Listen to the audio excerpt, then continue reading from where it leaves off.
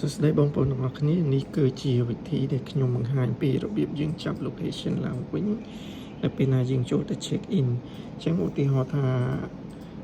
នៅពេលណាដែលយើងចូលទៅដល់ទីតាំងមួយហើយយើងចុច check in ទៅ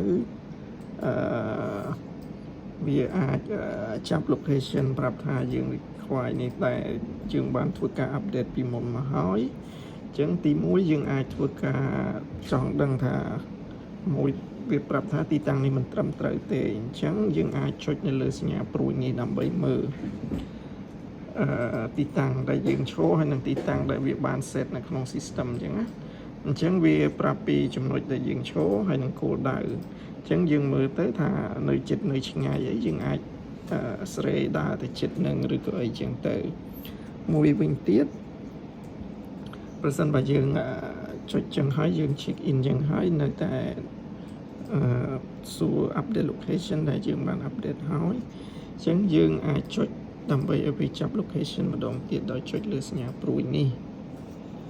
តបមកយើងចូលដល់ឈ្មោះនឹងវិញម្ដងទៀតអញ្ចឹងនៅពេលហ្នឹងវានឹងធ្វើការចាប់ location ឡើងវិញម្ដងទៀតដើម្បីផ្ទៀងផ្ទាត់ជាមួយនឹង location ដែលបានកំណត់ដោយក្រុមហ៊ុនយើងណាអញ្ចឹងនៅពេលណានេះយើងអាចធ្វើការ load location ម្ដងទៀតដោយយើងចេញពីក្នុងឈ្មោះមួយហ្នឹងហើយយើងឈរនៅក្នុងឈ្មោះចូលទៅក្នុងឈ្មោះមួយហ្នឹងម្ដងទៀតអញ្ចឹងវានឹងចាប់ location ឡើងវិញហើយអញ្ចឹងសង្ឃឹមថានេះអាចជួយបានសម្រាប់យើង refer location